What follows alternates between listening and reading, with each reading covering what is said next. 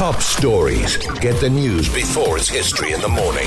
We are 5 days into celebrating, Women's Month, and we celebrate the women that continue to rewrite history. Also, they shatter all of these stereotypes and inspire a new generation to literally just dream bigger. And that is why our next guest embodies exactly that spirit, from the dusty streets of Mitchell's Plain, where she had to prove that football wasn't just a game for the boys, to wearing the green and the gold of South Africa. Starring for, of course, Mamelodi Sundowns Ladies, overcoming heartbreaking injuries as well, and now beginning an exciting new chapter with Diepkloof Ladies Football Club. Now, hers is a story, I can boldly say, a story of resilience, a lot of courage along the way, unwavering belief. And she's also represented Bantwana on the world stage at the FIFA Under-17 Women's World Cup, and also becoming one of the country's most feared strikers. She also fought her way back, though, from that long-term injury. She'll tell us about that. There was sort of determination, believe you me. She's never stopped, though. She's never stopped inspiring young girls to believe that their background should never, ever define their future. I'll tell you about her motto. I was quite inspired by what she believes in life, though. All I can say is, ladies and gentlemen, hey, Miché Minnies is in the house. Mitch, good to see you. Welcome to the show. Thank you very much, sir. How are you feeling? You good? I'm good, and you? I'm good. A lot of people are saying, why aren't you in Morocco? So I'm asking you that question on behalf of everybody else. I'm not sure. Do you believe you should have been? I believe I should have been there. Yeah. I have a strong belief. So what happened? I cannot. Be honest with me, because, I know you're a dreamer. You dream of being on the big platforms. You dream of so many things. You've been to the World Cup before. So being to a WAFCON at your age would have been something that you would have probably thought, hey, come 2026, that's where I'm going to be. Exactly. What do you think happened? I think I must put more effort in. Yeah. Because now I have a new journey at the new club. And it's a new team. Mm-hmm. We only started this year. So, yeah. But you're not injured anymore. I know that there was a stage where we were also worried about you. Like, is she ever going to recover? What's going on? No, I'm not injured anymore. I'm free agent. But did they call you, though? I know that they usually have that, the squad, the prelim squad that they have, and they call a bigger number of players to come into camp so that they can assess them and so on. Did they call you for that prelim squad, or they didn't even? They didn't call me. But were you disappointed by that? But I was a bit disappointed, yes, about it. Did you question yourself in terms of why? No, I didn't question myself.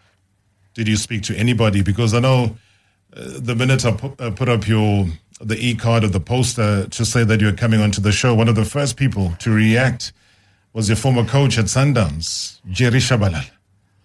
He was like, there's plenty of goals in that lady. She can score. You remember Jerry? You remember the input he had? Yes. How much did you learn from him? A lot, quite a lot. Especially when I started playing by Sundowns. He was not only a coach, but he was a father figure also. Mm. So being with Coach Jerry was a huge opportunity for me to play by Sundowns, because Coach Jerry was pushing me. Mm. And you believe you learned a lot under him, and you were able to express yourself, be a happier player, score all the goals that you could score? Yes, I believe, because he gave me that role that you can go in on that field. Even if he gave you 90 minutes plus 5 minutes extra time, he know that Minnie's going to score 3 goals for me. So he believed in me. That's why I'm saying that he is a very good coach. Now, for you personally, and I know that a lot of ladies who've come onto the show, they've always said they've had to struggle so much. You grow up in a township, you have a love for football, but not too many people believe that you're doing the right thing by playing football. Then you end up playing with some of the boys because they can give you greater competition and opposition and maybe even challenge you so much more. When did you realize that you had a talent in football? When I started playing football at a young age, when I was 5 years old with boys. So I was like, this football is not only for men, but it's for women also. So at the end, I was like, let me just try the sport. And from there, I went, and then I played for Santos when I was 12 years old. After that, I reached by under 17 Botswana to play for the World Cup in qualifiers. Sure, that was big though. For you to travel, where was it, Uruguay? Yes. Was that your first major international trip? It was my first How major. did it feel? I was excited. Yeah? It's a long flight though, It's eh? a long flight. But you didn't feel it because you were excited. Yes. And when you got to the World Cup, what did you feel the expectations were? Because now you're representing your national team, you're singing the national anthem, all eyes are on you. Do you remember what the feeling was like? The feeling was excited because I knew that I'm going to make the country proud and the community where I come from. Because where I come from, it's not quite well placed, but it's not where you come from, it's what you are doing with your sports. The nickname, Big Name Cracker. They gave me that name there by under 17 because I used to crack the goals. From a distance? Though. Yes. From far. You didn't wait to get into the box, right? Yes. And was that something you trained for? I know that you've given a lot of credit to your dad as well for supporting you, for almost becoming your coach at times. And for you to have that ability, I've seen some of your goals though, long range goals. It's because of my daddy, because he was my coach when I was young. Yeah. So he will always shout at me on the field to score. Yeah. So it's because of him I can say where I am now. He was always there for me on the side. Wherever I play, he will go with me on the field. He will shout at me, you better score goals. So I'm saying that he trained me very hard. But he knew what you were capable of. He knew. And that's why he pushed you. Yes. You don't regret that one bit. How does it feel about you today? It makes me feel like I can thank only God that he gave me that father figure that he have. Because we don't get at some people like that who's always going to stand next to you through your journey. So he's the one who always pushes me. What's your message to him? I want to say thank you very much, Daddy, for always believing in me and for always pushing me, even if there's hard times. But I thank you very much.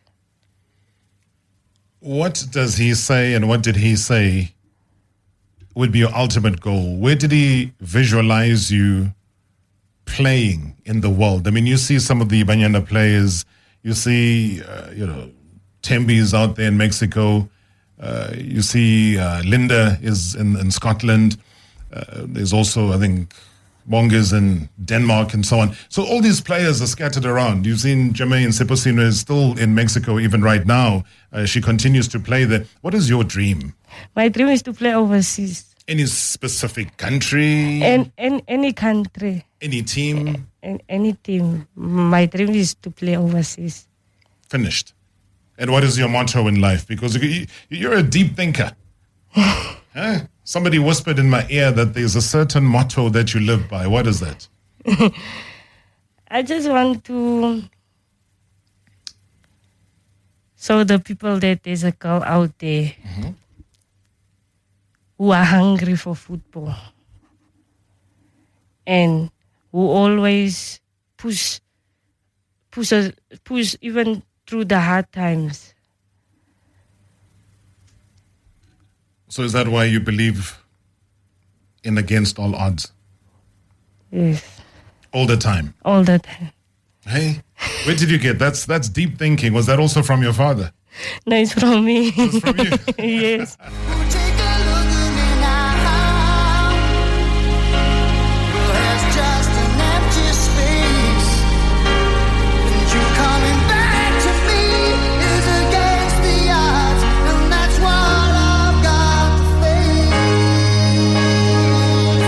She says, take a look at me now, right? Hey?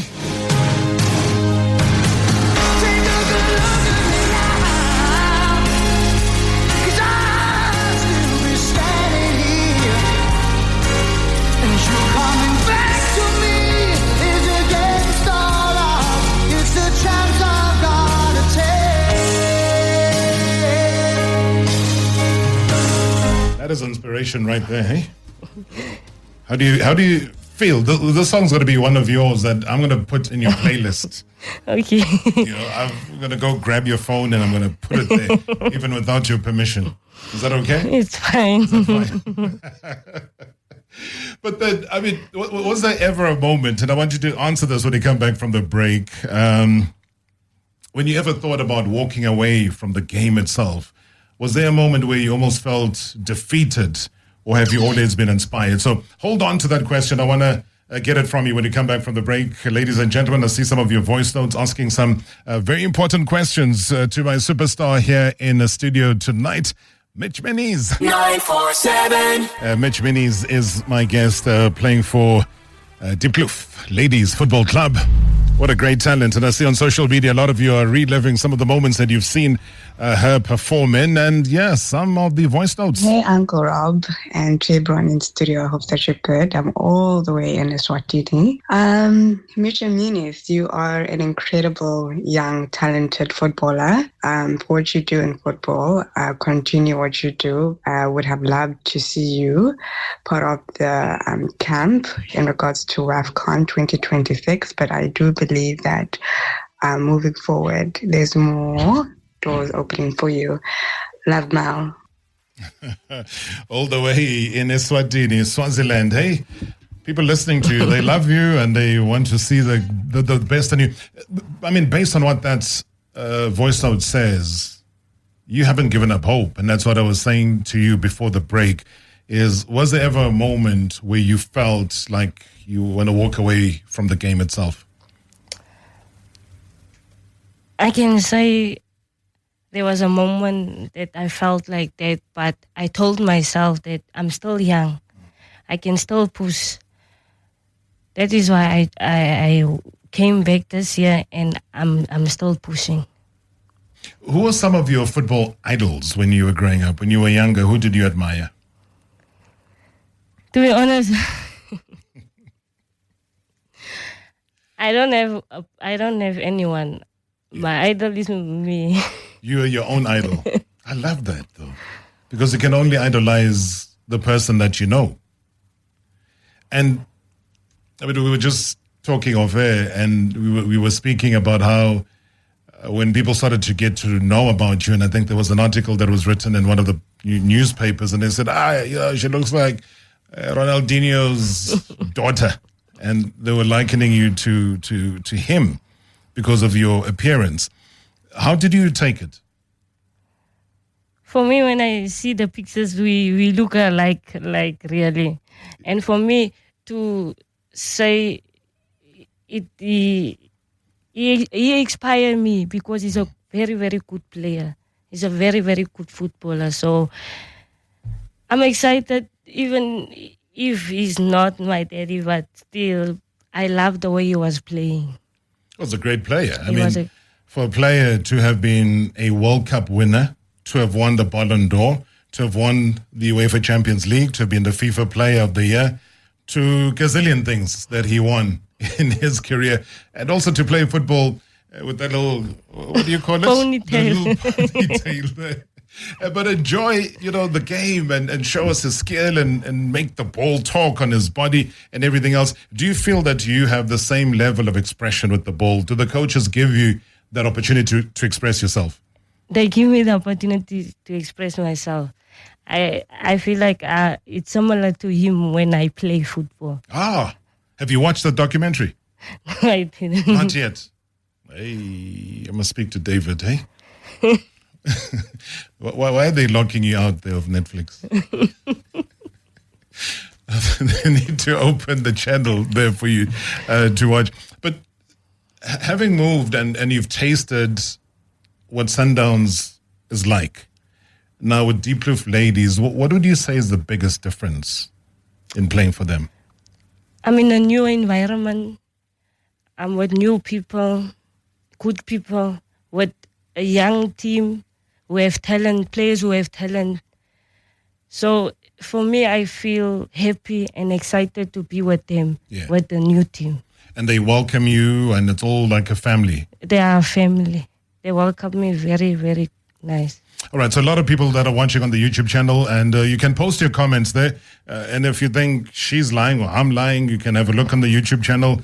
You'll tell me who she resembles as well. Neo Malepo says that, he says, my brother, I used to call her Ronaldinho's sister. Sundowns Ladies let go of a gem. Might have missed it. Why did she leave Sundowns? So that's a question coming through from Neo. We expected you to stay there at Sundowns. What happened? That one I won't answer. Difficult. It's very difficult. Politics. But not your fault, though. You just want to play football. Exactly. But you don't regret leaving. You had to leave because now you have a chance to play football again. Exactly. And then the national team is still within your sights. You're still a young person, born, what, 2001, if I'm not mistaken. Yeah. Your birthday's coming up now in November. Yeah. All right, here's another voice note. Good evening, Rob, and good evening to Mish. Rob, you are talking to one of the female players that I admire because of her explosiveness and the skill and the talent and the determination that she plays football with. And it's rather unfortunate that things did not work out at Sundowns. And I need to find out from you, Mish, you were unveiled as one of the marquee signings at Sundowns and things did not work out. How did you feel when you were released by the team? And how did you manage to recover from that setback? Wishing you all the best. Yeah.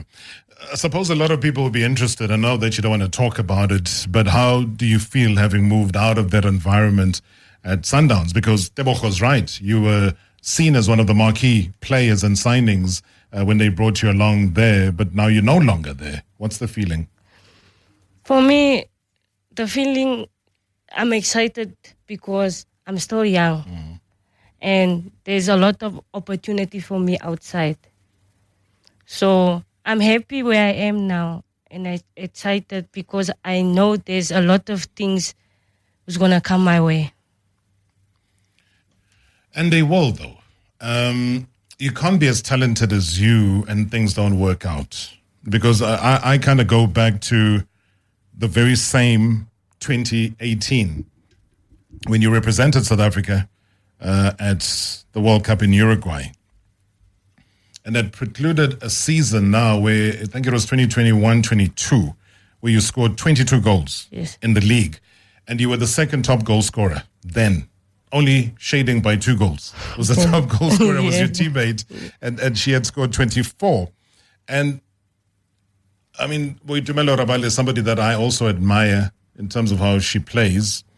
But what was the feeling then, you know, having to score 22 goals in that season and be the second top goal scorer? The feeling was excited because I just signed at Sundowns that year. I told myself, this is my goal for the year.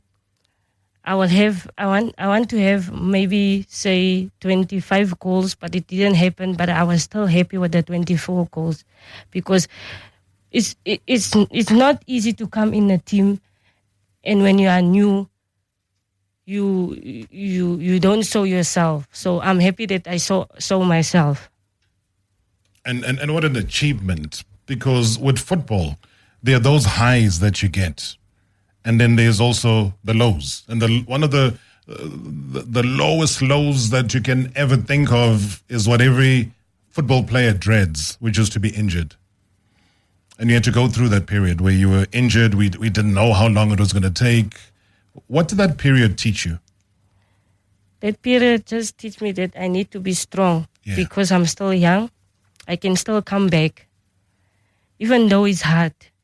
But I always tell myself that I believe in God and He will make a way for me. And He did make a way, and I came back, and I came back very strong. Because then in 2024, you were just, 22 years old then. And a lot of the doctors were saying that, you know, she'll be fine. There was a lot of worry because sometimes when you see a shining star like you and then you get injured, and we all worry that, is she ever going to come back and be as strong? And we've seen you become strong and stronger and stronger. Would you say that it's part of your faith?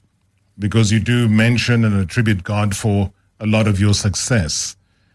how religious a person are you? For me, it's my faith, and for my mommy, my late mommy. Yeah. She always told me, you need to push hard, because where I come from wasn't easy. So I do it for her, and I will always do it for her. Tell me more about your late mom. She was a very supportive mom. Even though if I go and play, I travel, she will always tell me, Miché, don't forget to pray, or she will pray over the phone. So she was a very, very, very supportive mommy. I mean, if she was here with us right now, how do you think she'll feel about you and the successes that you've achieved? And the fact that here you are now, speaking to the whole of the African continent on this platform. She's very, very happy. She'll be very, very happy, because she will see that a child, she's going the highest mountains. She's climbing the highest mountains, even though if things is hard, but she's pushing. Now, the Minister of Sports, Arts and Culture is somebody who supports sport. He believed when Banyana lost the first game, he put up his post on Twitter and encouraged everybody and, basically saying that it's not about how you start, it's how you finish. The ladies made it through yesterday. But coming back to redirect something to the minister, if there was a minute to ask him something, tell him something, request something from him, and he's listening right now, what would you address to the Minister of Sports, Arts and Culture? I will just tell him that you must keep on believing in women's football. He must never stop. He must never stop. Why must he believe in women's football? Where do you think it's lacking? A lot of people say, and I think you've also said it yourself in previous interviews, that because it's not professional, it is difficult to reach a certain level and be comfortable. You always have to be doing something else other than playing football, which a lot of countries who have professionalized their game don't worry about anything else except to wake up and train and eat well and train and keep fit. And, for you, how far do you think we are from reaching that? I think we are not that far. I think we are getting there. But if we can get more sponsors and more sponsors, and if we support each other. You believe there's little support at the moment? There's very little support. Do you believe, though, that those stereotypes are still there where people don't take women's football seriously? I was looking at this WAFCON, and if Morocco are not playing, we're looking at empty stands. No one's attending the games. The players are playing, but there's no, bums on seats, basically. Does that break their hearts? Like if you were to be in that situation, here's a big tournament, but there's nobody. I think that if we can get more, if we can support our ladies, we will also do better, because there's no support. There's no support for our ladies, because at the end of the day, if the stadium is full, you can feel like you have people you play for on the stadium. Do you believe that the current Banyana can beat Morocco on Saturday? I fully believe they can beat Morocco. Who's taken your position? I want to talk to that person. Who's taken your position? No, from the team that's there. So, okay, put yourself out of it. From the team that's there, who plays in the position that you would otherwise be playing in? Striker. Who? Tembe. She scored beautifully yesterday. She's brilliant. She's good. She's a superstar. And she also came from a very serious injury. Yes. But then she bounced back. And look at what she's doing right now. Ludwig, I thought, had a good game. Had a chance to, score. But what I was happy about is that the more they get to play together, her and Tembe, the more they get to understand each other. That was just my feeling yesterday, that she shouldn't beat herself up for not converting that opportunity. What would your message be, though, to the ladies ahead of their game against Morocco, so that they know that back home, Miché Minnies is watching, and this is your official message to them? What would you say to the ladies? I will say, Banyana, we believe in you guys, and we know you guys can do it. Just keep on pushing for us. We will support you guys always. We are behind you. I love that. Very quickly. See, I got 30 seconds left. All I need is one word. We're going to go through this. We're going to have fun, right? Just give me one word answers. The hardest defender you've ever faced? In Hollywood.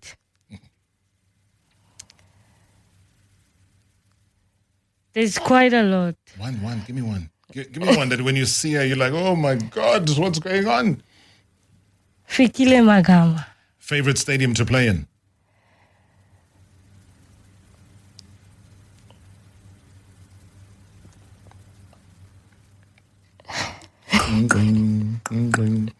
All right. Best teammate you've ever played with?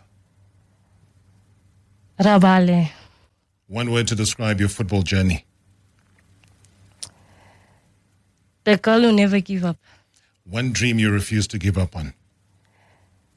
Football. Complete the sentence. Against all odds, I am yours. Oh, Miché Minnies, you are a superstar, man. So good to see you. I know we've been knocking on your door for a very long time. Thanks for giving us this opportunity finally to see you, speak to you, and really just open the door for South Africans to see who and what you are all about.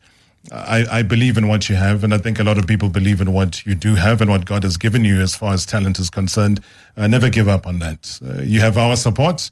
Let the stars shine, and let's see you playing in Europe for the team that you want to play for. Thank you very much. I truly appreciate you, man. Thank you so much indeed. Remember the name, ladies and gentlemen. Miché Minnies, my guest right here on #MSW. Back again tomorrow. Marawa Sports Worldwide on 947. Monday to Friday from 6 to 7 p.m. #MSW.